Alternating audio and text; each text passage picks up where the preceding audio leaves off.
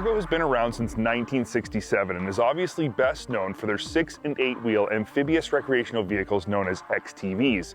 In 2017, though, they entered the ATV market and have been steadily growing their market share with their 4-wheeled products. We spent a lot of time on ARGO ATVs and more recently their utility side-by-sides, and have come away impressed with the mix of build quality, performance, and value that they offer. New for 2024 is their most impressive side-by-side offering yet, the Magnum XF 1000 LE, targeted directly at the high-end 1000cc full-size utility segment.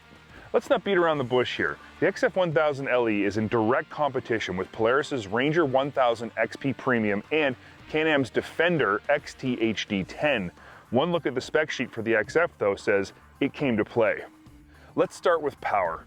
Under the hood, you'll find a 997cc V-twin that produces 83 horsepower. This is officially 1 more horsepower than its competition. What I found most impressive was how the power felt, though. This engine feels strong. It's got tons of bottom end and accelerates hard off the line. The engine is also very quiet and doesn't vibrate excessively. It's very smooth. With that said, it does not include multiple drive modes, and the throttle tip-in is pretty aggressive, which means smooth power modulation takes some pretty steady footwork at slower speeds. Suspension comes in the form of dual A-arms that produce 11 inches of travel front and rear, and an overall total of 14.2 inches of ground clearance, which is pretty impressive. Even with the suspension setup as soft as possible, the Magnum rides really stiff. Now this is fantastic when you load up the gigantic cargo box with a full 1,000 pounds or hook a 2,500 pound load under the 2-inch hitch receiver. Still, I'd like to see the shocks and springs tuned for a more plush ride that would better allow you to take advantage of all 11 inches of available travel when you're using the Magnum 1000 unloaded. Now speaking of the cargo box, this one is impressively big.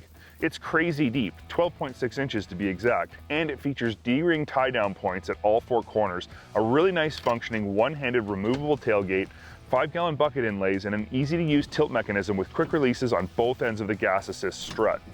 I have zero complaints about this cargo box. It's excellent in every way. And the tailgate even includes a ruler, which may or may not be useful to you, but either way, I think it's cool. Moving to the interior of the Magnum 1000, the list of features is again impressive. The 3-passenger bench seat is adjustable for the driver and flips up on the passenger side. It also features a center flip-down storage area. One of the most impressive aspects of the interior is the massive amount of available legroom. This is easily the most legroom available on any utility side-by-side in the industry, but even though I'm 6'1" and have the seat adjusted all the way forward, I still feel like I'm too far away from the steering wheel, which brings up an interesting issue. If you're a smaller rider, you're going to find the huge amount of legroom combined with the limited amount of driver's seat forward adjustment will leave you feeling like you're stretching to get to the pedals. I think it would be a good idea for ARGO to look at making the driver's seat adjust quite a bit further forward to help accommodate a wider range of driver sizes. The dashboard of the Magnum 1000 is really nicely laid out and includes a bunch of different storage areas. You've got 2 glove boxes here and a very large storage tray above the passenger's feet. The gauge is also really nice. It's super bright, easy to read, and has all the information you could possibly need. Now before I talk about the most unique feature of the Magnum XF 1000 LE, I wanted to point out a few other excellent features that make this unit worthy of an LE trim level. A 4,500 pound winch with synthetic cable is standard, as is the roof, rear view mirror, HD bumper, and nice looking 14-inch aluminum wheels. You'll find 12-volt and standard USB-A outlets in the dash, and the power steering has 3 modes that are adjusted via the gauge.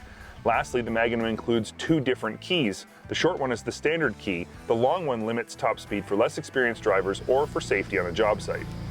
As you can see, the Magnum 1000 LE's specs and features list makes it extremely strong competition in the 1000 utility class, but this model has one feature that none of its competition has. Where most utility side-by-sides have 4 different differential modes, the Magnum includes a 5th mode called Turf Assist. Essentially, power is delivered to the front and rear diffs, but they're both unlocked, which means it's essentially 2-wheel drive, but instead of it being 2 rear wheels, it's 1 front and 1 rear. This mode is excellent when you're on sensitive surfaces but need more traction than Turf mode's 1-wheel drive can offer. Now this can also be a cool option when you're trail riding and encounter deep water or mud. Instead of being pushed through the mud in 2-wheel drive, you're actually being pushed and pulled through the mud with 1 front and 1 rear wheel, while still maintaining light and easy handling.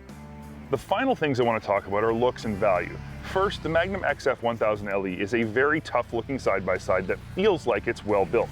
It may not be as refined as some of its competition, but it is close, and it retails for thousands of dollars less than the competition, which makes it the perfect choice for anybody looking for a fully featured, fully capable, well-built, full-size utility side-by-side that can hold its own against any of its competition, but who still wants to keep a few extra $1,000 in their jeans.